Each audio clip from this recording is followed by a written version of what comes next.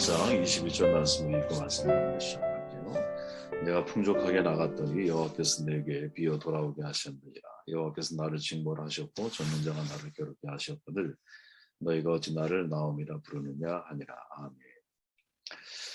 저는 룻기를 통해서 이제 인생의 회복, 인생의 재기를 경험하기 위해서는 삶에 대한 해석의 능력을 길러야 된다라는 관점에서 말씀 나누고 있죠.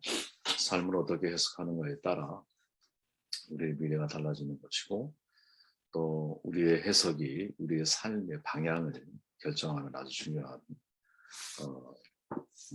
근거가 될 수 있는 것이죠. 나오미와 룻 함께 베들레헴에 돌아왔습니다. 인생의 방향 전환이죠.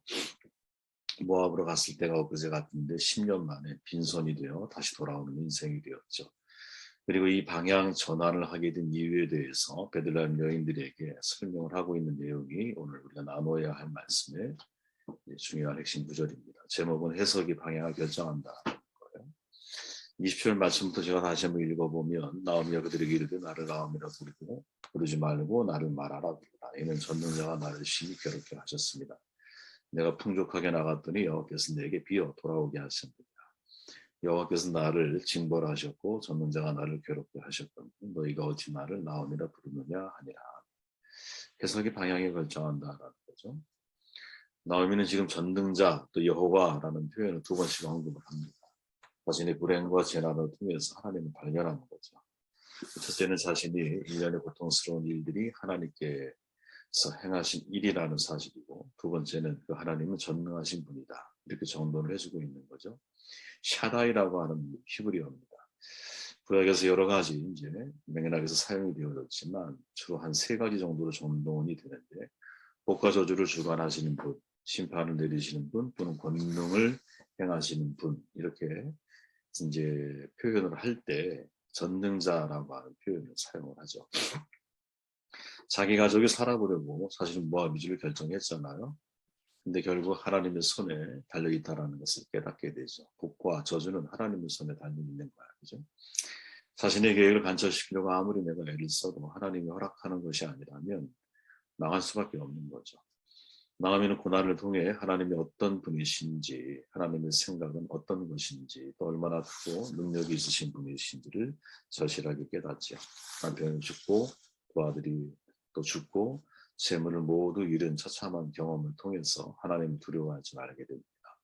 고난을 통해 그러한 고백이 터져나오는 거죠. 그리고 나서 하나님께로 돌아서고 고향을 향해 일어나 돌아갈 수 있는 용기를 회복하게 된 거죠. 해석의 방향을 결정해 준다라는 거예요. 여러분. 인도의 선교사로 활동했던 영국 선교사 레슬리 미긴에 관한 이해라가 하나 있는데 선교사로 인도에 도착을 했어요. 첫 주에 자동차 사고를 당한 거예요. 병원에 입원하게 됩니다.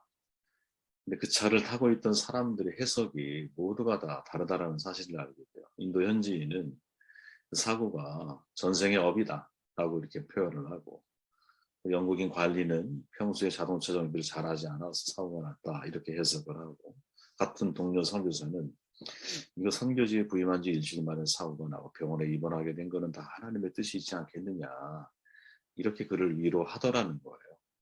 우리의 일상에서 흔히 벌어지는 일들이죠, 사실은. 그죠? 그 사람의 해석의 내용을 보면 그 사람이 앞으로 어떤 길을 걸어갈지 우리는 어느 정도 감지할 수 있잖아요.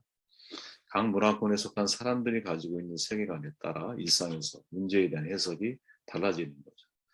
한번 여러분 확신할 수는 없지만 그들의 미래를 한번 예측해 보시면 전생의 업에서 기인한 거라고 생각을 하면 앞으로 내가 인생을 사는 동안 내세가 또 있다면 선행을 통해서 좋은 행위를 쌓아가기 위해서 노력을 할 것이고 만약에 이것이 단순히 그냥 현실적인 자동차 정비의 문제라면 앞으로 정기적으로 자동차 정비를 받으려고 아마 애를 쓰게 될 거예요.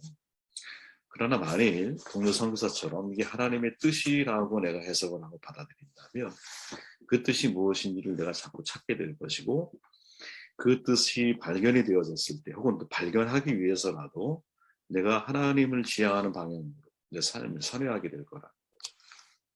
해석의 방향을 결정한다라.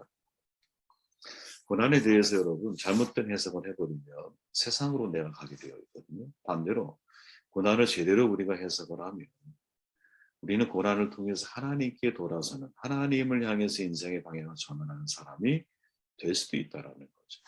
이건 뭐 서로 정반대의 길이기 때문에 사실은 굉장히 중요하게 우리가 다뤄야 할 문제가 아닙니다. 고난에 대한 해석의 차이죠. 대만은 여러분 사도 바울이 로마 감옥에 1차 투옥되었을 때 함께 그곳에 있었던 사람이에요. 실은 대마가. 그런데 그 이후에 사도 바울을 떠나죠. 바울의 길을 따른다라는 것, 삶의 길을 걸어간다라는 것. 아마 이 대만은 이제 꽃길만을 생각하지는 않았겠지만, 그죠? 그래도 이 길을 가면 내가 여기에서 뭔가 이제 뭐랄까요, 가치와 의미, 이것을 내가 꾸준히 유지하고 사명을 내가 잘 감당할 수 있는 사람이 될 수 있을 거라 이렇게 아마 생각했을지 몰라요. 근데 막상 감옥에 투옥돼서 고난이 나에게 시작이 되자 사실 그 길을 내가 받아들이고 해석하는 데 있어서 대마가 이제 상당히 어려움을 겪었겠죠. 그죠? 예측이 가능하죠. 그죠? 사실 우리가 삶의 길을 걸어가는 것은 그 길이 평탄한 길이기 때문이 아니잖아요. 그죠? 그 길이 좋은 길이고 옳은 길이기 때문에 가는 거죠. 그리고 그 길에 결국에 하나님 앞에 하나님 앞에 서게 되었을 때 청지기로서의 나의 살아온 삶을 심판받게 되었을 때 가장 값진 인생이 사명을 감당해 나아가는 삶이라는 것을 우리는 믿기 때문에 그 길을 걸어가는 거거든요. 그래서 그 길을 걸어갈 때에 당할 수 있는 고난은 나에게 영광이 될 수 있는 것이고 고난이 고생이 아니라 고난을 통해서 하나님의 은혜가 내가 주의 고난에 동참하는 기쁨으로 우리는 사실 우리의 삶을 해석해 갈 수 있잖아요. 그때 우리는 고난이 하나님 앞에 내가 돌아서게 하고 하나님을 더 집중하게 만드는 고난이 될 수 있는 거죠. 그죠? 바울에게 여러분 개인 주치의가 누가잖아요. 누가가 항상 함께 있었죠. 육체의 가시가 있었어요. 원래는 치료를 위해 3번 하나님께 기도를 하지만 하나님을 거절하잖아요. 저는 때로 여러분 이제 의술의 도움이 필요하다고 봐요. 그죠? 하나님이 의사, 약사를 왜 만들어요, 여러분? 인간을 돕기 위해서 하나님이 만드신 거 아니에요? 무작정 내가 기도하고 다 해결이 하면 된다? 이건 여러분 사실은 미신에 가까운 거죠. 개인적인 입장에서 놓고 볼 때. 그러나 여러분 단순히 우리가 그렇게만 생각해서는 안 되는 사건도 성경에 있다는 거야. 예를 들어서 우리가 질병에 걸렸을 때 그 문제를 하나님을 향하기 위해서 하나님이 내게 주신 은혜의 선물일 수 있거든요. 역대하 16장 12절에 가보면 이런 이야기가 있어요. 눈 한번 따라와 보세요. 아사 왕이 된 지 39년에 그의 발이 병들어 매우 위독했으나 병이 있을 때에 그가 여호와께 구하지 아니하고 의원들에게 구하였더라. 여러분 이 성경 기자가 말하려고 하는 메시지 초점이 뭘까요? 지금 이 아사 왕에 대해서 성경 기자는 야, 그 질병이 발이 매우 위독해. 병들었어. 발이. 그 위독한 발을 누가 의사에게만 의지할 게 아니라 하나님을 의지하는 도구로 하나님이 당신에게 주신 것이 아니겠습니까? 라는 차원에서 이 말을 우리에게 하고 있다는 거지. 그죠? 그러니까 똑같은 질병에 대해서 야, 이게 하나님이 나를 부르시는 은혜인가? 아니면 이거 의사를 통해서 내가 해결받아야 할 문제인가? 이 문제를 잘 해석하고 분별할 때 적절한 치유와 회복이 우리의 삶 가운데 있을 수 있다는 거지. 그죠? 저는 사실은 되게 우리가 중요하게 봐야 하는 문제라고 보거든요. 질병이라 그래서 내가 병에 걸렸어. 이 모든 게 다 의사가 해결할 문제라고 생각하지 말고 둘 다 가능성을 열어놔야 한다는 거죠. 이거를 통해 하나님이 내게 더 큰 은혜를 주기 위함이신지 아니면 이것이 내가 의사나 약사를 통해서 내가 해결받아야 할 문제인 것인지 이 문제를 잘 분별하는 것이 중요하다. 내가 풍족하게 나갔더니 여호와께서 내게 비어 돌아오게 하셨습니다. 사실은 참 읽을 때는 슬픈 이야기지만 신앙적인 관점으로 놓고 볼 때는 야 이게 신앙의 모습이구나 하는 생각을 하게 되죠. 왜? 인간은 풍족하면 여러분 하나님을 외면하기 쉬워요. 그죠? 풍족하게 나가. 거꾸로 생각해 보면 풍족한데 왜 나가요, 여러분? 그래? 처음 우리가 출발할 때 말했지만 베들레헴에서 한 사람 이 엘리멜렉을 지목하잖아요. 다른 사람 남아 있었다라는 거예요. 근데 그가 풍족했어. 왜? 엘리멜렉이 죽었는데도 두 아들을 장가를 보냈어. 그럼 질문해봐야죠. 풍족한데 왜 가요? 아마 그 이유 가운데 하나가 풍족한데 더 풍족하기 위함이 아니었을까? 이런 생각을 해보는 거죠. 그죠? 풍족한 인간이 되면 여러분 이상하게 하나님을 외면하기 쉬운 것 같아요. 이상하게 빈 인생이 되어야 하나님을 찾는 성향을 인간들은 가지고 있는 것 같아요. 젊었을 때는 우리 열정과 꿈을 위해서 정말 탕자처럼 세상을 향해 돌진해가죠, 우리가. 그러나 나이를 먹고 육신이 쇠하여지고 살아온 삶의 의미와 가치를 질문하기 시작하고 또 그 속에 허무함이 있구나 하는 것을 깨닫게 될 때 비로소 우리는 하나님을 찾아 풍족했던 삶이 비워져 갈 때 그것을 사람들은 여러분 하나님의 저주라고 말하기도 하고 해석하려고 노력을 하는데 거꾸로 봐야 한다고 봐요. 여러분. 우리가 하나님 없이 풍성한 게 축복입니까? 아니면 하나님과 함께 가난한 게 축복입니까?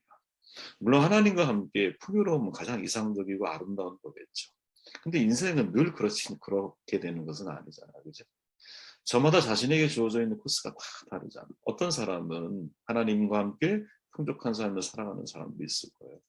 또 어떤 이는 풍족한 가운데 빈 인생이 되는 사람들도 있을 거예요. 또 어떤 사람은 가난하지만 하나님 앞에 신앙의 온전함을 가지고 사랑하는 사람도 있을 거예요. 다 다른 거거든요. 근데 그럼에도 불구하고 결국 인간은 봄, 여름, 가을을 지나고 나면 추운 겨울을 맞게 되거든요. 떨어지는 낙엽 같은 인생 되는 거 두려워하면 안 된다고 봐요. 늙어감이 아름다움이에요. 늙어간다라는 것을 무르익어 간다라고 생각을 하고 살아가야 되지 않을까? 하나님 없는 풍족함보다 하나님 있는 가난함의 가치를 생각하는 게 이게 정말 귀한 일인 거죠. 풍족함에도 모압 이주를 결정한 이유 속에는 엘리멜렉의 자기 욕심이 자리 잡혀 있다고 저는 생각을 하거든요. 욕심을 따르게 되면 죄를 따르게 되면 사망에 이르잖아. 그러니까 풍족을 어떻게 해석하는가에 따라서 우리의 인생의 방향이 결정된다라는 거지. 그죠? 내가 풍족을 어떻게 해석하느냐, 또 가난을 어떻게 해석하느냐에 따라서 내 삶이 달라진다라는 거예요. 솔로몬의 마지막 고백을 기억해야 되거든요. 헛되고 헛되며 헛되고 헛되다. 헤벨. 내 마음이 원하는 것을 금하지 않는 삶의 결국은 헤벨입니다. 그렇게 내 마음이 말씀으로 통제되는 삶을 살아가게 될 때 헤벨이 의미와 가치로 바뀌는 것이죠. 저는 어제 말씀 나눴지만 그리스도인이 경험할 수 있는 여러분 가장 난해한 문제는 욥이 당한 고난에 대한 해석이라고 저는 생각을 하거든요. 이 문제가 중요한 이유, 제게 중요한 이유는 욥의 삶의 태도가 달라졌기 때문이다. 고난 당하기 전 욥에 대해서 하나님이 이렇게 말씀하세요. 내 종 욥을 주의하여 보았느냐? 그와 같이 온전하고 정직하여 하나님을 경외하며 악에서 떠난 자는 세상에 없다. 칭찬도 이런 칭찬이 없죠. 하나님이 욥에 대한 평가거든요. 그러나 고난을 지나고 나서 모든 것이 다시 회복이 되잖아. 그 회복이 된 이후에 욥의 마지막 모습은 뭐냐면 욥이 늙어 나이 차서 죽었다가 이렇게 말을 한다라는 거예요. 제가 여러 차례 다루었죠. 빅터 프랭클이 이 나이 차서 죽었다라고 하는 스바야님이라고 하는 말의 해석을 그럭저럭 세월에 흡수되어 죽었다라고 정의했다 그랬잖아요. 이 모습이 왜 중요하냐? 전의 모습과 후의 모습이 완전히 다르기 때문이라는 거지. 그죠? 그래서 중요한 거예요. 빅터 프랭클은 그럭저럭 세월에 흡수되어 죽었다라는 말을 쉽게 표현하면 그냥 마지못해 죽지 못해 사는 삶을 살았다는 의미가 뉘앙스가 강한 거거든요. 왜 이렇게 욥의 태도가 달라졌을까? 욥은 무언의 항거를 하고 있다는 거예요. 누구 하나님 앞에. 뭐에 대한 항거냐? 하나님의 자유에 대한 항거라는 거죠. 나는 하나님 앞에 온전히 하나님이 말씀하신 것처럼 온전하고 경건하고 정직한 삶을 살았다라는 하나님이 나를 그렇게 평가하셨어. 욥은 몰랐을지라도. 그런 욥이 왜 가족을 다 잃고 그죠? 재산이 다 망가지고 육신도 완전히 망가진 인생 왜 이 고난을 당해야 하는지 그 속에 이유라는 게 없는 거지. 전적인 하나님의 자유인 거야. 근데 그 하나님의 전적인 자유를 내가 인정할 수 있느냐. 이 욥이 지금 자신의 삶을 통해서 치열하게 싸우고 있는 무언의 항거의 모습 속에 담겨 있다는 거죠, 여러분. 그러니까 이거는 우리에게 적용해 보면 여러분, 내가 하나님의 자유에 대해서 어떻게 이해하는가에 따라서 내 삶의 태도가 달라지는 거죠. 전처럼 뜨겁게 열정적으로 하나님 앞에 내가 경건한 삶을 또 사명을 감당해 나아가는 삶을 살아가느냐 아니면 그럭저럭 세월에 흡수돼서 인생을 살아가는 사람이 되고 있느냐. 여러분 이건 제게도 주어진 무척 중요한 과제인 것 같고요. 여러분에게도 마찬가지라고 봐요. 저 역시 이런 치열한 싸움들이 있거든요. 왜 없겠습니까? 하나님의 자유를 전적으로 인정을 해야 되는데 머리는 그게 동의가 돼. 근데 삶에서는 그게 쉽지가 않은 거야. 마음, 감정적으로는 그게 쉽지가 않은 거야. 전능자가 나를 쳤어. 나오미의 해석이잖아요. 자, 그 해석을 통해서 베들레헴까지 왔어. 이제 나오미가. 그럼 이제 나오미가 해결해야 할 게 뭐냐? 복과 저주의 하나님, 심판과 권능의 하나님에 대해서 나오미가 어떠한 삶의 태도를 가지고 앞으로 살아가는 건가? 그죠? 이게 나오미가 죽을 때까지 풀어내야 할 숙제이거든요. 그 마음속에 늘 그런 마음이 있을 거거든요. 네. 인정을 해, 하나님의 전능하심에 대해서. 근데 그걸 나에게 적용할 수 있느냐. 22절 말씀이니까 정돈합니다. 나오미가 모압 지방에 그의 며느리 모압 여인 룻과 함께 돌아왔는데 그들이 보리쳐서 시작할 때 베들레헴에 이르렀더라. 아멘. 방향이 올바르면 여러분 하나님의 예비하심이 있다라는 거죠. 22절 나오미 룻이 베들레헴 도착한 시기가 보리 추수할 때 마침 왔다라는 거예요. 그죠? 우리 신앙인의 입장에서는 하나님 우연을 믿지 않잖아요. 왜 안 믿어요? 참새 한 마리도 하나님이 허락해야 떨어집니다. 우리의 머리카락까지 세신바 되었어. 근데 어떻게 우연이 없다는 거죠, 우리는. 그래서 하나님은 우연처럼 보이는 필연으로 항상 우리의 삶 가운데 다가오시는 분이라는 것을 믿어요. 마치 지금 나오미와 룻이 그 은혜를 경험하고 있죠. 마음의 깨달음을 주고 베들레헴을 향해서 일어나게 만드시고 그들을 결국 베들레헴에 도착하시게 했을 때 무일푼으로 왔잖아. 오죽하면 이삭 죽기를 내서 먹고 살잖아. 그죠? 무일푼으로 왔을 때 그들의 형편을 고려해서 무엇을 보리, 추수, 시작과 맞추어서 상황을 하나님이 이렇게 연결해 주시는 거라는 거죠. 그죠? 보리, 추수의 시작은 뭐예요? 새로운 출발이잖아. 희망의 메시지잖아. 그죠? 이게 하나님의 예비하심이라는 거지. 여러분 이런 예비하심이 있다는 사실을 우리가 믿어야 되지 않겠나. 그죠? 이게 우리의 믿음이어야 되지 않나. 단 여기에서 중요한 전제는 뭐냐? 올바른 방향을 결정했을 때 그 속에 하나님의 예비하심이 있다라는 거죠. 그죠? 출애굽기에서 모세가 이렇게 말하잖아요. 내가 사자를 내 앞에 보내어 길에서 너를 보호하여 너를 내가 예비한 곳에 이르게 하리니. 하나님 이스라엘 백성들을 출애굽하실 때 아무데나 그들을 인도하신 것이 아니라는 거예요. 사자들을 먼저 보내서 장소를 정하시고 가는 길을 보호하셔서 그 예비한 장소에 이르게 하셨다라는 거지. 그리고 그 머문 예비한 장소보다 하나님이 예비하신 은혜가 그 속에 있었다라는 거죠. 근데 이 대전제가 뭐예요, 여러분? 이 전제가 뭐예요? 애굽에서 어디를 향할 때? 가나안을 향할 때. 이게 대전제라는 거예요. 그래서 여러분 이때 중요한 게 뭐냐? 같은 출애굽기 23장 22절에 보면 내가 그의 목소리를 잘 청종하고 내 모든 말대로 행하면 내가 내 원수에게 원수가 되고 내 대적에게 대적이 될지라. 아멘. 하나님 말씀에 대한 청종과 행함. 쉽게 말하면 내 방향이 하나님 말씀을 순종하는 쪽으로 맞춰져 있다면 그러면 하나님의 예비하심이 있다. 그러나 내 방향이 하나님의 말씀에 불순종하는 쪽으로 맞춰져 있다면 거기에서 하나님의 예비하심을 기대하는 것은 우리의 욕심이 아닐까? 이런 생각을 하게 되는 거죠. 바울이 말하죠. 고린도전서에서 기록된 바 하나님의 자기를 사랑하는 자들을 위하여 예비하신 모든 것은 눈으로 보지 못하고 귀로 듣지 못하고 사람의 마음으로 생각하지 못하였다는 것 같으니라. 이사야 선지자의 고백이거든요. 그대로 인용한 거예요. 하나님이 예비하신 것 못 봐, 듣지 못해, 니네 마음으로 생각할 수도 없어 라는 것들이라는 거예요. 근데 중요한 게 뭐예요? 여기서 우리가 보지는 못하고 듣지 못하고 생각하지 못하는 하나님이 예비하신 것들을 경험하는 사람들이 누구냐? 하나님을 사랑하는 사람들이라는 거지. 다른 말로 말씀을 순종하는 사람들이라는 거지. 말씀을 순종하는 사람에게 하나님이 예비하심이 있어요. 그죠? 그게 10년, 20년, 120년이 될 수도 있어요. 생각해 보세요, 여러분. 노아가 말씀 순종으로 120년을 버틴 거 아니야. 말이 120년이죠, 여러분. 하루 이틀이 아니에요. 10년, 20년도 아니에요. 무려 120년을 나무를 가져다가 산 중턱에다 산꼭대기에다가 방주를 져야 하는 일인 거예요. 그죠? 120년을 견뎌내야 하는 거거든요. 중요한 건 뭡니까? 그 방주가 나와 나의 가족, 생명체들을 구원했다라는 거지.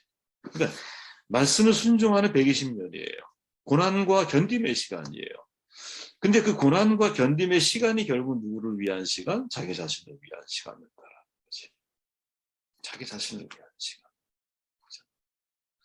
우리가 하나님 앞에 올바른 삶을 방향을 결정을 하고 말씀을 순종해 나아가려고 하는 이 고난과 견딤의 시간을 우리가 거치게 되었을 때 그 속에서 준비되어지고 있는 것이 뭐냐? 하나님의 나를 위한 구원의 방주가 있는 거죠. 그 속에.